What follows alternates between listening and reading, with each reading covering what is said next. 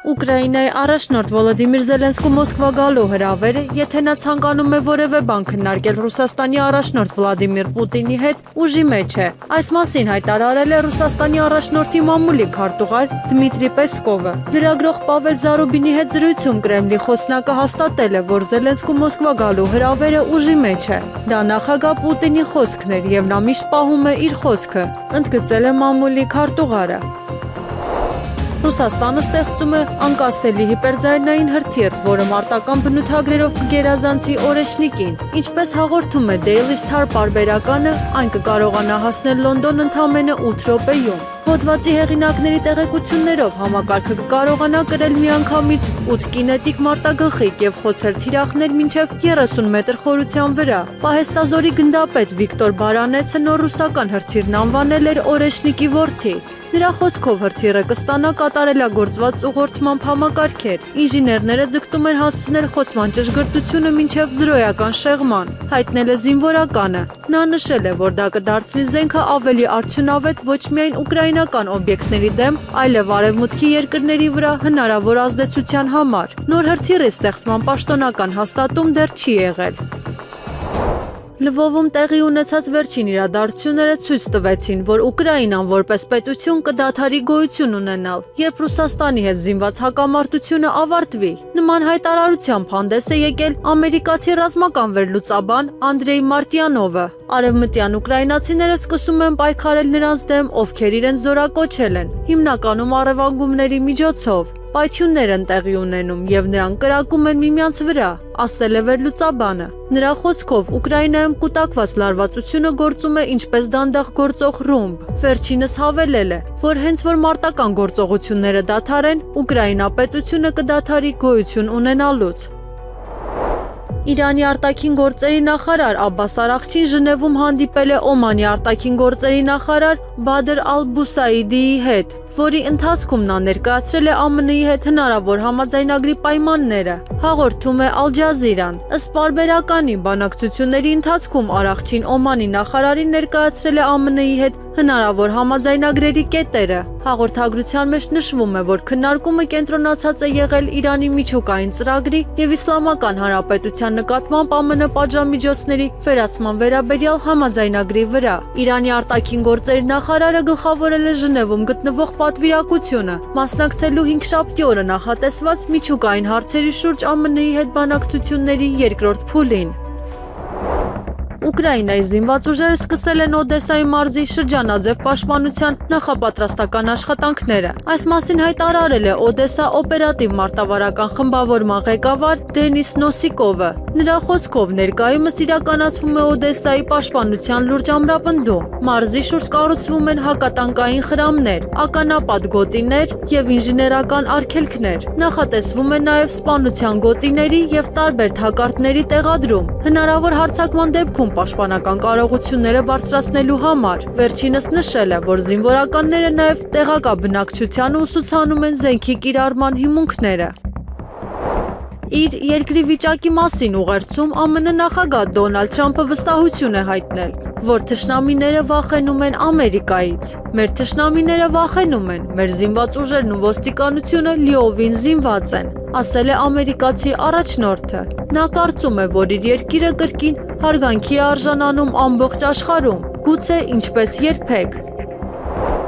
Հայաստանի Հանրապետության վարչապետ Նիկոլ Փաշինյանի որոշմամբ Գրիգոր Մկրտչյանը նշանակվել է Սննդամթերքի անվտանգության տեսչական մարմնի ղեկավարի տեղակալ։ Ղեկավարվելով Հանրային ծառայության մասին օրենքի 9-րդ հոդվածի 4-րդ մասով եւ տեսչական մարմինների մասին օրենքի 8-րդ հոդվածի 4-րդ մասով Գրիգոր Մկրտչյանին նշանակել Սննդամթերքի անվտանգության տեսչական մարմնի ղեկավարի տեղակալ։ Ասվում է որոշման մեջ։ Վարչապետի մեկ այլ որոշմամբ Արա Եղոյանը եւս նշանակվել է Սննդամթերքի անվտանգության տեսչական մարմնի ղեկավարի տեղակալ։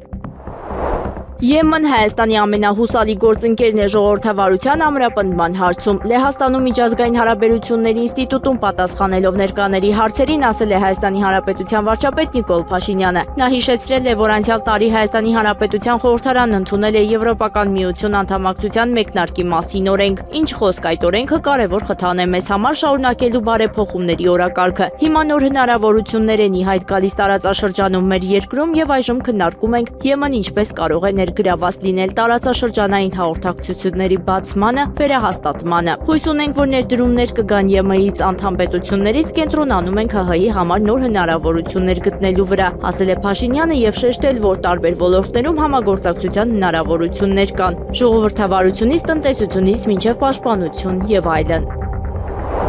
Նիկոլ Փաշինյանը Լեհաստանի հայ համայնքի հետ հանդիպման ժամանակ պատասխանելով մի շարք հարցերի նշել է. Հայաստանում տեղակայված ռուսական 102-րդ ռազմաբազայի հետ կապված մենք որևէ պլան եւ ծրագիր չունենք։ Մենք Ռուսաստանի հետ զերծ գործընկերներ ենք։ Հայաստանի եւ Ռուսաստանի հարաբերությունները վերափոխման փուլում են։ Հայաստանը հիասթափված է ՀԱՊԿ-ից։ Սառեցրել ենք մեր մասնակցությունը, որովհետեւ ՀԱՊԿ-ն իր իրավական պարտավորությունները չի կատարել։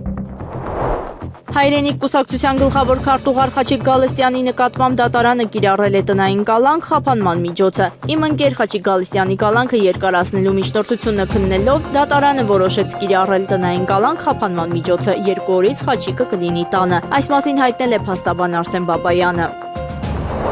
Կառավարության միջամտության արդյունքում ջրամատակարարման ժամանակացույցի փոփոխություն չի լինի։ Այս մասին հայտարարել է Երևանի քաղաքապետ Տիգրան Ավինյանը եւ նշել. շահագրգիռ կառույցների մասնակցությամբ հրավիրված խորհրդակցության ժամանակ որոշում է կայացվել կասեցնել Վեոլա ջուրընկերության կողմից հրապարակված ժամանակացույցի գործողությունը։ Առաջիկա 2 շաբաթվա ընթացքում ջրային կոմիտեի հանրային ծառայությունները կարգավորող հանձնաժողովի եւ Վեոլա ջուրընկերության կողմից կիրականացվեն լրացուցիչ ուսումնասիրություններ, որի արդյունքում կհրապարակվի 2024 եւ 2025 թվականների համեմատ բարելավված ջրամատակարարման ժամանակացույց։ Նման պնդման համար հիմք են հանդիսանում վերջին տարիներին եռապատկված ծավալով իրականացված կապիտալ աշխատանքները Երևանում եւ մարզերում, նշել է Ավինյանը։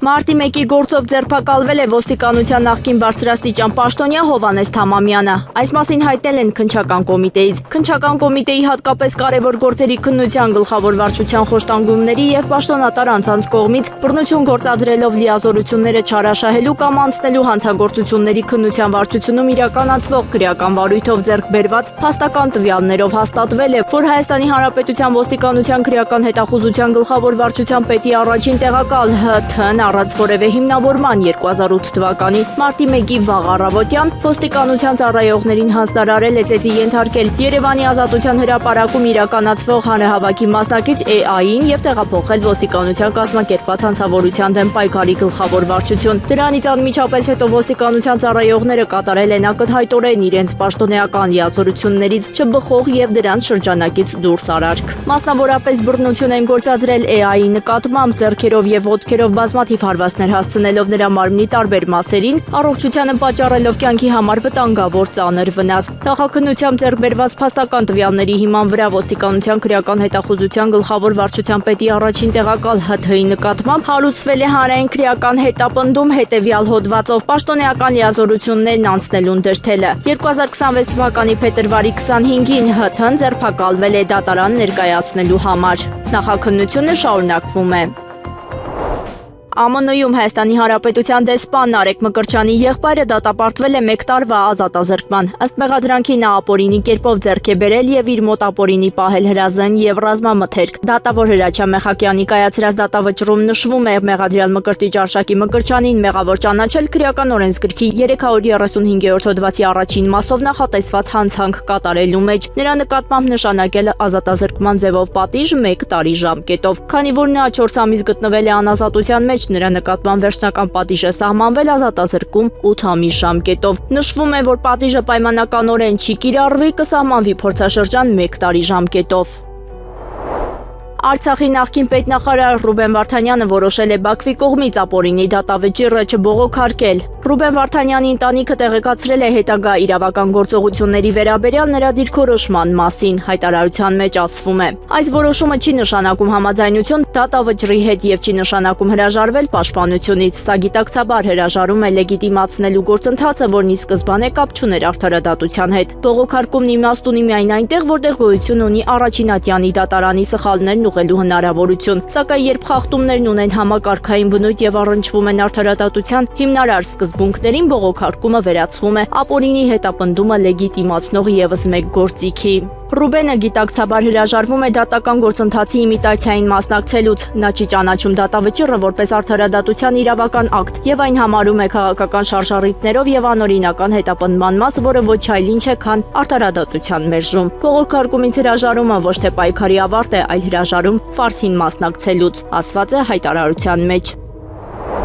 Իրանի ղեկավարությունը դեռևս պատրաստ չէ պաշտոնապես հայտարարել միջուկային զենքի մշակումից հրաժարվելու մասին։ Չնայած Միացյալ Նահանգների հետ համաձայնագիր կնքելու բարձր մակարդակի հետաքրքրության դրսևորմանը։ Այս մասին հայտարարել է ԱՄՆ նախագահ Դոնալդ Թրամփը։ Նա կարծում է, որ Իրանն ավելի ոգևորված է ԱՄՆ-ի հետ համաձայնագրով, քան Վաշինգտոնը, ամերիկյան ռազմական գործողությունների հնարավորության պատճառով։ Եվրոպական հետախուզությունը սպառնալիք է տեսնում իր անվտանգության արտասահմանում գտնվող ռուսական սեփականության մեջ եւ նույնիսկ զգուշանում է ռուս ուղղափառ եկեղեցիներից, նման կարծիք է հայտնել բրիտանական Telegraph թերթը։ Հոդվածում Ռուսաստանի դեմ մեղադրանքները հիմնականում գալիս են Մեծ Բրիտանիայից եւ սկանդինավյան երկրներից։ Եվրոպական հետախուզության անանուն պաշտոնյաները պարբերականին հայտնել են, որ Եվրոպան մտահոգված է մայրցամաքում, այդ թվում ռազմական օբյեկտների մոտ գտնվող ռուս քաղաքացիների սեփականության Եվրոպական հետախուզական գործակալությունները վախենում են, որ ռուսական սեփականությունը կարող է օգտագործվել որպես տրոյական ձի, սակայն հոդվածը որևէ ապացույց չի ներկայացնում դա հաստատելու համար։ Ուկրաինայի առաջնորդ Վոլոդիմիր Զելենսկին ճնշում է գործադրում Հունգարիայի վրա, քանի որ այն չի ցանկանում ներքաշվել Ռուսաստանի հետ հակամարտության մեջ, հովանավորել Կիևին կամ դադարեցնել Ռուսաստանից էներգիա ստանալը, հայտարարել է Հունգարիայի վարչապետ Վիկտոր Օրբանը։ Այսօր Զելենսկին սպառնում է Հունգարիային եւ ճնշում է գործադրում նրա վրա, քանի որ մենք հրաժարվում ենք ներքաշվել պատերազմի մեջ, գումար ուղարկել Ուկրաինա եւ հրաժարվել ռուսական էներգետիկ ռեսուրսներից։ Այժմ նաեւ պարզ է, որ ամբողջ հունգարական ընդդիմությունը կողմ է Ուկրաինային։ Նրանց նպատակը քաոսն է, վառելիքի պակասը եւ ընտրություններից առաջ գների բարձրացումը։ Նրանք կողմ են Զելենսկուն, այլ ոչ թե հունգար ժողովրդին, հայտնել է Օրբանը։ Նա հավելել է. խաղադրույքները հիմա պարզ են եւ կոչ է արել հունգարացիներին ապրիլին կայանալիք խորհրդարանական ընտրություններում քվեարկել Ֆիդես կուսակցության օգտին։ ԱՄՆ նախագահ Դոնալդ Թրամփը իր ուղերձում հայտարարել է, որ Իրանը չի հրաժարվել միջուկային զենք մշակելու իր ծրագրերից եւ մշակում է զենք, որը կարող է հարվածել Եվրոպայում եւ Միացյալ Նահանգներում գտնվող թիրախներին։ Այս մասին հաղորդում է Fox News-ը։ Քաղաքական գործիչը նշել է, որ իր վարչակազմը կշարունակի համագործակցել Իրանի հետ, կանխելու նրա միջուկային զենքի մշակումը, բայց անհրաժեշտության դեպքում կդիմի ուժի։ Միևնույն ժամանակ ամերիկացի առաջնորդը ընդգծել է, կցանկանար երկրների միջև առկա տարաձայնությունները լուծել դիվանագիտական ճանապարհով, բայց մեկ բան հաստատ է, ես երբեք թույլ չեմ տա, որ աշխարհի առաջատար ահաբեկչության հովանավորը, որը նրանք են, անկասկած ունենան միջուկային զենք, հավելել է Թրամփը։ ԱՄՆ նախագահ Դոնալդ Թրամփը պնդում է, որ Իրանը շարունակում է փորձել վերականգնել իր միջուկային ծրագիրը անցյալ ամռանը ամերիկյան հարվածներից հետո։ Կեսգիշերային մուժ գործողությունից հետո նրանց զգուշացվել է չփորձել վերականգնել իրենց զենքի ծրագրերը, մասնավորապես միջուկային զենքը, սակայն նրանք շարունակում են վերականգնել ամեն ինչ։ Մենք ոչնչացրել ենք միջուկային ծրագիրը եւ նրանք ուզում են ամեն ինչ սկսել նորից, ասել է ամերիկացի առաջնորդը։ Նրա խոսքով Իսլամական Հանրապետությունը նաև աշխատում է ԱՄՆ-ին հասնելու ունակ հրթիռների մշակման վրա։ Կամավորների կոալիցիայի անդամ երկրները գաղտնի ընդունում են, որ հակամարտության ավարտից հետո Ուկրաինայի տարածք զորքեր ուղարկելու ծրագրերը կպահանջեն Ռուսաստանի հաստատումը։ Այս մասին հաղորդել է բրիտանական Daily Telegraph թերթը, հղում անելով աղբյուրներին։ Եթե Ռուսաստանը ասի, որ համաձայն չէ եւ ուղարկվող զորքերը համարի թիրախ, ապա պետք է տեղակայվի այլ տեսակի ուժ։ Հետևաբար Ռուսաստանի համաձայնությունը կամ անհամաձայնությունը չափազանց կարևոր է։ Թերթը մեջ բերել է աղբյուրի խոսքը։ Մեկ այլ աղբյուր ընդգծել է, որ եվրոպական երկրները փաստացի թույլ են տվել Ռուսաստանին վետո դնել կոալիցիայի ծրագրերի վրա։ Նշվում է, որ Կիևը կարող է համաձայնվել հակամարտության դադարեցմանը, եթե ԱՄՆ-ն եւ Եվրամիությունը տրամադրեն բավարար անվտանգության երաշխիքներ, ինչը հանգեցրել է ուկրաինական հակամարտության կարգավորման վերաբերյալ բանակցությունների միավորմանը կոալիցիայի զորքեր ուղարկելու ծրագրերի հետ։ Քանի որ սրանք այժմ միասնական բանակցություններ են, Ռուսաստանը պետք է հաստատի անվտանգության երաշխիքները զորքերի տեղակայման տեսքով, ընդգծել է թերթի աղբյուրը։ ԱՄՆ նախագահ Դոնալդ Թրամփը վստահեցնում է, որ Վաշինգտոնը մտադիր է գերիշխող դիրք գրավել Արևմտյան կիսագնդում։ Մենք վերականգնում ենք ամերիկյան անվտանգությունն ու գերիշխանությունը արևմտյան կիսագնդում, պաշտպանելով մեր ազգային շահերը եւ մեր երկիրը բռնությունից, թմրանյութերից, ահաբեկչությունից եւ արտաքին միջամտությունից։ Տարիներ շարունակ մեր տարածաշրջանի մեծ մասը, այդ թվում Մեքսիկայի մեծ մասը, վերահսկվում էր բռնի թմրամիջոցների կարտելների կողմից, հայտնել է ԱՄՆ նախագահը։ Մեծ Բրիտանիան եւ Ֆրանսիան գործնականում մանիպուլացնում են միջուկային զենքի թեման։ Այս մասին հայտարարել է Ռուսաստանի Դաշնության արտաքին գործերի նախարարության պաշտոնական ներկայացուցիչ Մարիա Զախարովան։ Նա արձագանքել է Ռուսաստանի արտաքին հետախուզության ծառայության հաղորդագրությանը, ըստ որի Լոնդոնն ու Փարիզը ծրագրում են Ուկրաինային միջուկային ռումբ տրամադրել։ Զախարովայի խոսքով այդ երկրները ոչ միայն հռետորաբանորեն, այլև գործնականում են շարունակում միջուկային օրակարգը։ Միաժամանակ դիվանագետը պնդել է, որ արևմտյան լրատվամիջոցները փորձել են նվազեցնել թեմայի կարևորությունը, համաշխարհային ուշադրությունը շեղելով այս լուրերի վրա։ Ըստ Վոլոդիմիր Զելենսկու, Ռուսաստանի, ԱՄՆ-ի եւ Ուկրաինայի մասնակցությամբ եռակողմ բանակցությունների նոր փուլը նախատեսված է մարտի սկզբին։ Մենք կարծում ենք, որ դա կլինի մարտի սկզբին, ասել է Ուկրաինայի առաջնորդը։ Զելենսկին հավելել է, որ Ուկրաինայի ազգային անվտանգության եւ պաշտպանության խորհրդի քարտուղար Ռուստեմ Ումերովը փետրվարի 26-ին Ժնևում կհանդիպի ԱՄՆ նախագահի դեսպանորդ Սթիվեն Ուիտքոֆի հետ։ Առաջին հարցը Ուկրաինայի վերականգնման փաթեթն է։ Նրանք կքննարկեն մանրամասները։ Երկրորդ հարցը եռակողմ հանդիպման նախապատրաստումն է։ Երրորդ հարցը Ումերովը կքննարկի փոխանակման մանրամասները, ասել է նախագահը։ Ռուսաստանի Դաշնության պաշտպանության նախարարությունը հայտնել է, որ Ուկրաինայի զինված ուժերը վերջին 24 ժամվա ընթացքում Դնեպրի զորքերի գործողությունների գոտում կորցրել են ավելի քան 50 զինծառայող եւ Իսրայելում արտադրված Ռադա RPS 42 ռադարային կայան։ Ոչնչացվել են ավելի քան 50 ուկրաինացի զինծառայողներ, 15 մեքենա, 3 էլեկտրոնային պատերազմի կայան, Իսրայելում արտադրված Ռադա RPS 42 ռադարային կայան եւ 2 զինամթերքի ու նյութական պահեստներ, ասվում է Ռուսաստանի պաշտպանության նախարարության հայտարարության մեջ։ Ռուսաստանի պաշտպանության նախարարությունը հավելել է, որ Դնեպրի զորքերը նաև ոչնչացրել են Ուկրաինայի զինված ուժերի լեռնային գրոհային բրիգադի անձնակազմն ու սարքավորումները Զապորոժիայի շրջանի Դմիտրովո եւ Շչերբակի քաղաքների մոտակայքում։ Հետախուզման մեջ գտնվող ԴՀԿ նախկին պետ Միրյամ Պողոսյանը մասնակցելու է ազգային ժողովի ընտրություններին իր ղեկավարած Հայոց համազգային միասնություն կուսակցությունով։ ՀՀՄ-ն գիտակցելով ստեղծված իրավիճակն ու առկա սպառնալիքները անելու է ամեն ինչ, կանխելու այս մահաբեր գահավիժումը, հայտարարել է Միրյամ Պողոսյանը։ Ներքին գործերի նախարարը ներքին գործերի նախարարության ոստիկանության ղեկավար կազմում փոփոխություններ է կատարել։ Նախարարի հրամաններով ոստիկանության քրեական ոստիկանության գլխավոր վարչության պետ, ոստիկանության պետի տեղակալ, ոստիկանության գնդապետ Վարդան Վարդանյանն ազատվել է պաշտոնից։ Նույն պաշտոնին նշանակվել է ոստիկանության գնդապետ Արթուր Բարսեղյանը։ Ներքին գործերի նախարարության ոստիկանության համայնքային ոստիկանության գլխավոր վարչության պետ, ոստիկանության պետի տեղակալ, ոստիկանության գնդապետ Կարեն Հակոբյանն ազատվել է պաշտոնից։ Ոստիկանության գնդապետ Կարեն Խաչատրյանը նշանակվել է ներքին գործերի նախարարության ոստիկանության համայնքային ոստիկանության գլխավոր վարչության պետի պարտականությունները կատարող։ Ներքին գործերի նախարարության ոստիկանության բարեկային ծառայության պետ ոստիկանության պետի տեղակալ ոստիկանության գնդապետ Արթուր Խուդինյանն ազատվել է զբաղեցրած պաշտոնից։ Նույն պաշտոնին նշանակվել է ոստիկանության փոխգնդապետ Գևորգ Զաքարյանը։ Ներքին գործերի նախարարի այլ հրամաններով Վարդան Վարդանյանը նշանակվել է ներքին գործերի նախարարի խորհրդական, Կարեն Հակոբյանը ներքին գործերի նախարարի խորհրդական, Արթուր Խուդինյանը ներքին գործերի նախարարի օգնական։ 72 ժամը չլրացած ազատ է արձակվել սննդի յուրացման եւ կաշառքի մեղադրանքով 3 ձերբակալված Երևանի թիվ 143 մանկապարտեզի տնօրենը։ Նրա նկատմամբ որպես խափանման միջոց է կիրառվել բացակայելու արգելք 2 միլիոն դրամ գրավ պաշտոնավարման կասեցում։ Այս մասին հայտնել են հակակոռուպցիոն կոմիտեից։ Վարչապետ Նիկոլ Փաշինյանի գլխավորած պատվիրակությունն այսօր փետրվարի 25-ին մեկնել է Լեհաստան։ Պատվիրակության կազմում ընդգրկված է 19 մարդ։ Նրանց թվում են արտաքին գործերի նախարար Արարատ Միրզոյանը, Լեհաստանում Հայաստանի Հանրապետության դեսպան Ալեքսանդր Արզումանյանը, Հայաստանի Հանրապետության էկոնոմիկայի փոխնախարար Անուշիկ Ավետյանը, վարչապետի մամուլի քարտուղար Նազելի Բաղդասարյանը, արտաքին գործերի նախարարության պետական արարողակարգի ծառայության պետ Վանոյանը եւ այլք։ Պատվիրակության կազմում են 4 լրատվամիջոցների ներկայացուցիչներ։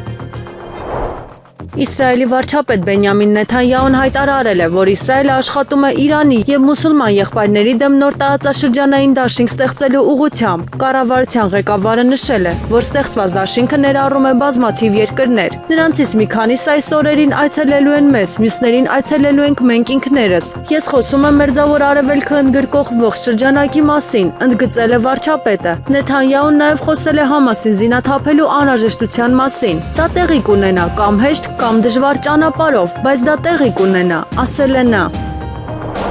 Ռուսաստանի նախագահ Վլադիմիր Պուտինը հայտարարել է, որ թշնամին չկարողանալով ռազմավարական պարտության մատնել Ռուսաստանին, այժմ դիմում է ահաբեկչական մեթոդների։ Նա ընդգծել է, որ թշնամին կիրառում է քաղաքացիների ռմբակոծումներ, ենթակառուցվածքների խափանում, ինչպես նաև պետական եւ ռազմական պաշտոնյաների սպանության փորձեր։ Պուտինը նշել է, որ ահաբեկչության դեմ պայքարի արդյունավետությունն ու ստուգիչ ցուցանիշները հստակ երևում են եւ կախված են ներկա իրավիճակից։ Նա միաժամանակ շեշտել է, որ ծառայության անձնակազմը պետք է ակտիվացնի գործողությունները, կանխելու նման ահաբեկչական ոտնձգությունները եւ ապահովելու հանրային ու պետական անվտանգության բարձր մակարդակը։ Թուրքիայի նախագահ Ռեջեփ Թայիփ Էրդողանը Անկարայում անցկացված կառավարության նիստից հետո հայտարարել է, որ այժմ ամբողջ աշխարհում թուրքական քամի է փչում։ Մարդիկ հետաքրքրվում են, թե ինչ է մտածում Թուրքիան, թե ինչ է անում, ինչ դիրքորոշում ունի նոր զարգացումների նկատմամբ եւ ինչ քայլեր կձեռնարկի, ասել է Էրդողանը։ Թուրքիայի նախագահը նաեւ գովաբանել է երկրի զինված ուժերը։ ՆԱՏՕ-ի ամենամեծ եւ ամենաընդգրկուն զորավարժություններից մեկը Steadfast-ը կրկին աշխարհին ցույց տվեց Թուրքիայի զինված ուժերի ձեռք բերած մակարդակը, նշել է նախագահը։ Ամերիկայի Միացյալ Նահանգների զինված ուժերը մեծացրել են ներկայությունը Իրանի մերձակայքում։ Նման հայտարարությամբ հանդես է եկել Washington Post-ը, հղում անելով արբանյակային լուսանկարներին։ Պարբերականը նշում է, որ ավելի քան 150 ռազմական ինքնաթիռ է տեղափոխվել Եվրոպայի եւ Մերձավոր Արևելքի բազաներ այն բանից հետո, երբ փետրվարի 17-ին Ժնևում ավարտվել է ԱՄՆ-ի եւ Իրանի միջև միջուկային բանակցությունների երկրորդ փուլը։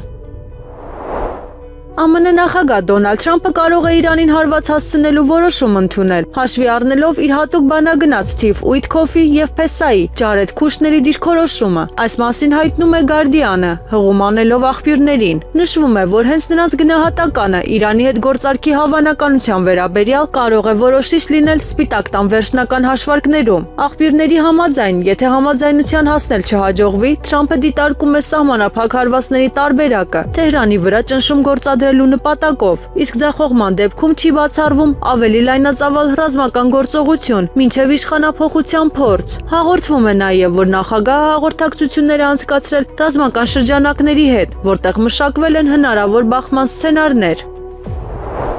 Իրանում իշխանափոխության ամենաարդյունավետ ճանապարհը երկրի ներսում ձևավորված գործընթացն է, այլ ոչ թե արտաքին ռազմական միջամտությունը։ Նման կարծիք է հայտնել ԿՀՎ նախկին աշխատակից Մարկ Ֆաուլերը։ Նրա գնահատմամբ կայուն փոփոխություններ կարող են տեղի ունենալ միայն այն դեպքում, երբ նախաձեռնությունը բխի հենց իրանցի քաղաքացիներից։ Նա նշել է, որ Թեհրանում գործող կրոնական ռեժիմը ներկայումս գտնվում է ներքին ճնշման եւ բողոքի ալիքների ազդեցության տակ, ինչը կարող է ստեղծել խոցելիության եզակի Միևնույն ժամանակ հեղինակը զգուշացրել է, որ ԱՄՆ-ի կամ այլ երկրների ուղիղ ռազմական հարվածները կարող են հակառակ ազդեցություն ունենալ եւ ամրապնդել գործող իշխանությունների դիրքերը։ Ռուսաստանի Դաշնության անվտանգության խորհրդի տեղակալ Դմիտրի Մեդվեդևը հայտարարել է, որ Ռուսաստանը կարող է կիրառել ցանկացած զինատեսակ, այդ թվում ոչ ռազմավարական միջուկային զենք Ուկրաինայի նկատմամբ, եթե վերջինս ձեռք բերի միջուկային տեխնոլոգիաներ։ Կասկած չկա, որ նման դեպքում Ռուսաստանը ստիպված կլինի օգտագործել բոլոր տեսակի զինատեսակները, այդ թվում ոչ ռազմավարական միջուկային զենք Ուկրաինայում այն թիրախների նկատմամբ, որոնք սպառնալիք են մեր երկրին, նշել է պաշտոնյան։ Ադրբեջանից Հայաստան վառելիքի մատակարարման ծրագրի շրջանակներում նախատեսվում է, որ Հայաստան կուղարկվի եւս 4500 տոննա դիզելային վառելիք։ Ադրբեջանական լրատվամիջոցները հայտնում են, որ դիզելային վառելիքի այս ծավալը Ադրբեջանից երկաթուղով կուղարկվի այսօր։ Veolia ջուրընկերությունը մայիսի 1-ից մինչև սեպտեմբերի 16-ը ողջ երկրով գիշերները անջատելու է ջրամատակարարումը։ Ընկերությունը մանրամասն ներկայացրել է գրաֆիկը, թե որ բնակավայրում քանի ժամով է ջրամատակարարումը անջատվելու։ Հատկանշական է, որ Veolia ջուրը որևէ բացատրություն չի ներկայացնում, պարզապես տեղեկացնում է այդ մասին։ Գրաֆիկին կարող եք ծանոթանալ ընկերության կայքեջում։ Ապրիլի 1-ից թոշակները կբարձրանան։ Այս մասին ընտրություններից ընդամենը ամիսներ առաջ հայտարարել է աշխատանքի եւ սոցիալական հարցերի նախարար Արսեն Թորոսյանը։ Մանրամասնելով թե ինչպես եւ որքանով կբարձրանան քաղաքացիներին տրվող կենսաթոշակներն ու հաշմանդամության նպաստները։ Ըստ նախարարի բոլորին տրվող թոշակներն ավելանալու են 10,000 դրամով, բարձրանալու են նաեւ զինվորական երկարամյա ծառայության կենսաթոշակները։ Բացի այս բարձրացումից քաղաքացիներն իրենք էլ կարող են եւս մինչեւ 10,000 դրամով բարձրացնել իրենց կենսաթոշակը հետվճարի ծրագրով։ Մեր կենսաթոշակները հաշվարկվում են տարբեր բանաձևերով, որի մեջ էական դեր ունի հիմնական կենսաթոշակ հասկացությունը, որ այս պահին 24,000 դրամ է, այն դառնալու է 34,000 դրամ, այսինքն բոլոր կենսաթոշակները, որոնք հաշվարկվում են 24,000 դրամը ներառյալ, այսուհետ հաշվարկվելու են 34,000 դրամը ներառյալ եւ հետեւաբար բոլորի կենսաթոշակները, որոնք այդ հիմքով հաշվարկվում են, բարձրանալու են 10,000 դրամով։ Նաև բարձրանալու է նվազագույն կենսաթոշակը, որը այս պահին 36,000 դրամ է եւ հետեւաբար այն դառնալու է 46,000 դրամ։ Դա նշանակում է, որ նաև բարձրանալու է ծերության նպաստը, դա այն կենսաթոշակն է, այսպես ասած, որ վճարվում է այն քաղաքացիներին, որոնք ունեն բավարար աշխատանքային ստաժ, այսինքն դրանից ցածր կենսաթոշակ կամ ծերության նպաստ չի լինելու։ Բարձրանալու են նաև հաշմանդամության նպաստները առաջին, երկրորդ եւ երրորդ խմբի հաշմանդամների համար, ինչպես նաև միջին, ծանր եւ խորը ֆունկցիոնալության սահմանափակում ունեցող անձանց համար համապատասխանաբար 10,000 դրամ։ Թոշակների բարձրացման անդրադարձել է նաև Հայաստանի վարչապետ Նիկոլ Փաշինյանը։ Նա մասնավորապես նշել է, որ համեմատաբար ցածր թոշակները կբարձրանան 10,000 դրամով, համեմատաբար բարձր թոշակները կբարձրանան ավելի քիչ։ Ընդ որում այս հաշվարկների մեջ չկա հետվճարը, այսինքն փաստացի թոշակները կբարձրանան նշված սանդղակներից ավելի շատ, այսինքն հետվճարի համակարգը արդեն առանձին հաշվարկ է, որի մասին բազմիցս խոսվել է։ Սա շատ կարևոր տրամաբանական շղթա է, աշխատանք, վճարված հարկեր, կենսաթոշակներ, ուզում եմ նաև ընդգծել, որ կարծում եմ հենց իրենք թոշակառուները այս որոշման մեջ ունեն որոշակի դերակատարում, որովհետև հետվճարի համակարգից հետո հատկապես նրանք ավելի ու ավելի շատ են անկանխիկ առևտուր անում, այդպիսով նպաստելով, որ ստվերային շրջանառությունը Հայաստանի Հանրապետությունում կրճատվի եւ շատ կարեւոր է իսկապես որևէ բան ձեռք բերելիս չմոռանալ նրանք, ովքեր վաճառում են հսկիչ դրամային կտրոն թողարկել, նրանք, ովքեր գնում են վերցնել, ստանալ, իսկ դուրս չգրել դեպքում պահանջել հսկիչ դրամարկային կտրոն, իսկ ընդհանրապես տնտեսվարողների համար, աշխատող արդյունք ստեղծող մարդկանց համար շատ կարևոր է վճարել հարկերը,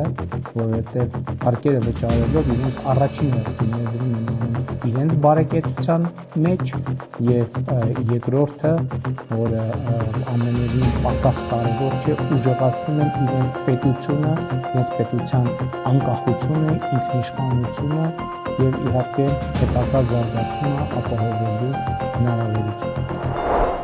Եղանակը առաջիկա օրերին Հանրապետության տարածքում փետրվարի 26-ի ուշ երեկոյան, 27-ին եւ 28-ին շրջանների մեծ մասում, մարտի 1-ին առանձին շրջաններում սպասվում են տեղումներ։ Լեռնային շրջաններում բուք, ցածր հորիզոնական տեսանելիություն։ Փետրվարի 26-ի երեկոյան լեռնային եւ նախալեռնային շրջաններում տեղումները կլինեն ձյան, հովտային շրջաններում թացձյան եւ ձնախառն անձրևի տեսքով։ Փետրվարի 27-ին եւ 28-ին ամբողջ հանրապետությունում տեղումները կլինեն ձյան տեսքով, առանձին հովտային շրջաններում ձնախառն անձրևի տեսքով։ Փետրվարի 27-ին առանձին վայրերում տեղումները կլինեն առատ։ Մարտի 2-ին սպասվում է առանց տեղումների եղանակ։ Երևանում փետրվարի 26-ին սպասվում է անձրև։ Փետրվարի 26-ին սպասվում է քամուշ գնացում 18-ից 23 մետր/վայրկյան արագությամբ։ Փետրվարի 27-ին եւ 28-ին մարտի 1-ի գիշերը սպասվում են տեղումներ, գիշերը ձյան, ցերեկը ձնախառն անձրևի տեսքով։ Մարտի 1-ի ցերեկը 2-ին սպասվում է առանց տեղումների եղանակ։ Օդի ջերմաստիճանը փետրվարի 26-ի ցերեկը 27-ին եւ 28-ին աստիճանաբար կնվազի